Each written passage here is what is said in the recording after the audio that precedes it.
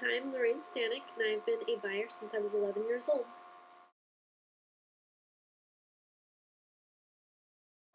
I've kind of fallen into this business. My family started this business in 1990, I was always in the stores. I was always seeing how the people interacted with my mom, and I just saw how they interacted in a retail environment. I started going buying with my mother when I was 11 years old, and I've been doing it ever since.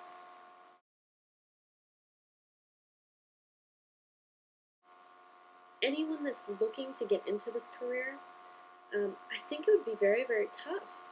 You can go get your degree at FIT, you can go to Parsons, you can go get some kind of fashion degree, but I think what it takes really is the experience. You need to work in retail. You need to see how people interact with you when you are the person selling. You need to see what people are buying, the kind of customers that you're having at this kind of store. Let's say you want to work eventually for maybe like you want to be a buyer for Saks.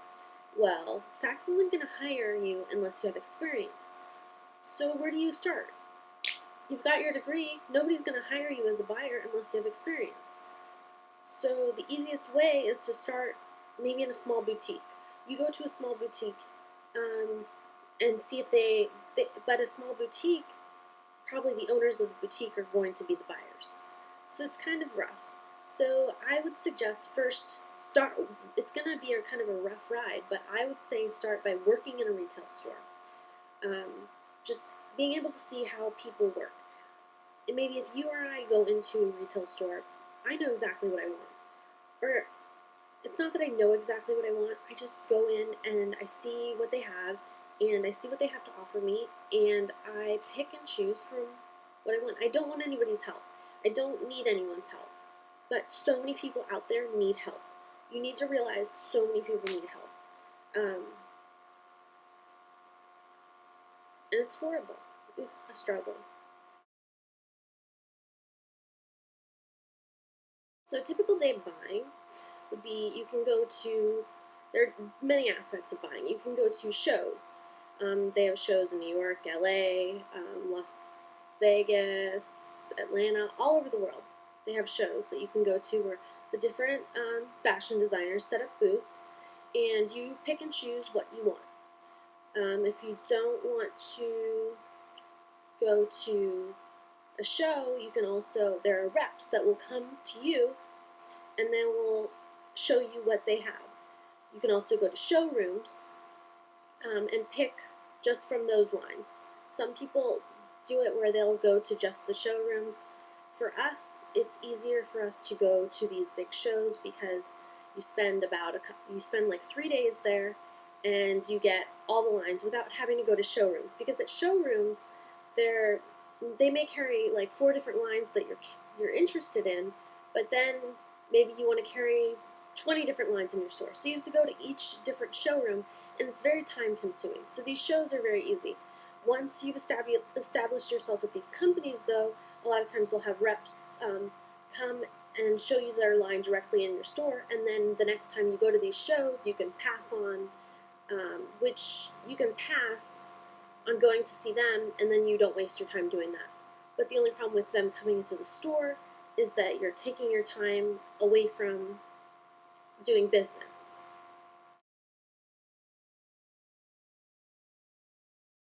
I love being able to see what comes out and what's going to be the next trend, and just before everyone else is able to see it. I get to see it before the general public can see it. So that's kind of nice. I like that I have this power to pick what I feel everyone will want.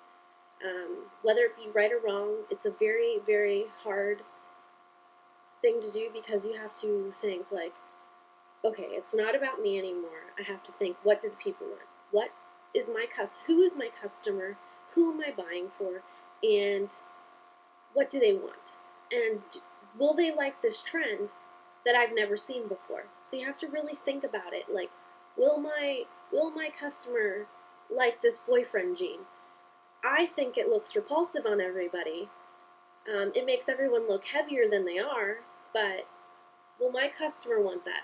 But maybe my customer is a woman that's a fuller figured woman that maybe she'd wear the boyfriend jean a little bit more fitted. So then you have that customer where you can have the trendy young girl that's super skinny that can wear the boyfriend jean, still looks skinny, or you can have the older woman wear the boyfriend jean, but she's wearing it a little more fitted. And she feels good because she's able to fit in a size or two smaller than she generally would be able to fit into. So you just have a lot of customers, and you have to think about your customers, and you have to think, what do they want? Will this trend work for them? Is the area that I'm in an area that will catch on to this trend, or should I wait until it first, don't get it when it first comes out, but maybe I should wait to get it after, I don't know, a couple months, because the area I'm in, we're not the most fashion forward area. We are, maybe let's say, like when capris became introduced again, I was in like 8th grade. I wore capris my first day back to middle school, and people made fun of me. They were like, what are those, shorts or pants? And then a couple months later, everyone's wearing them. But if I had lived in a place like New York or LA, it wouldn't have been a problem. But in Florida, people are a little slow. If I were to hire someone to be a buyer, I would have to have complete faith in this person. A lot of people are able to be stylish. A lot of people have their own personal style, but it's hard for them to pick what's going to be good for someone else. They may be able to pick everything for themselves and look great doing it, but they've also got to think about other people. And that's a big, big, big part of it. If I were to hire anyone, I don't think I would hire them until they actually worked in the store and worked with the people and saw what kind of people were coming into the store. So that I feel like if you want to be a buyer, you need to work in retail first. You need to see what kind of people are coming in. You need to see how people act when they go shopping, because someone like you or me might go into a store and not want any help from anybody, and we might just go to the thing that we want and know how it's going to fit us and just buy it. And we might try it on and see if we like it, but we don't like those retail people bothering us. Well, there are a lot of people that come in that really, really need help, and you've really got to experience these people before you can actually go out and buy for these people. You need to know, people. You need to work in retail, really. You need to work in retail. It's very interesting.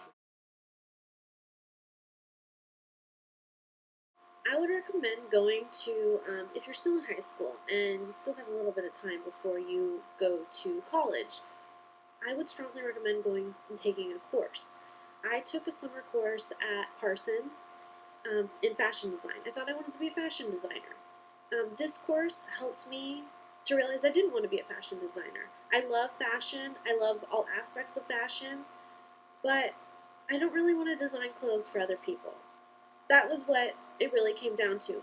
And when you go and you experience these classes, it's neat because you're doing the classes that you normally do if you were actually in that school, and you have to see all aspects of it. You have to know how to sew. You have to know how to draw. You have to know so many things, and it's harder than you think it is. So my last advice, if you have, you need to either, if you want to be just a buyer, if you like fashion and you want to buy for other people, you need to work in a retail store. Even if you want to be a fashion designer, you need to work in a retail store just to see, like, I know there are so many fashion designers out there that are so cutting edge and everything, but you want your stuff to sell. Realistically, you want your stuff to sell. So I would strongly recommend working in a retail job, around clothes, around people, and I would also recommend going to a course. And that's all. So I hope this was helpful. Thank you for interviewing.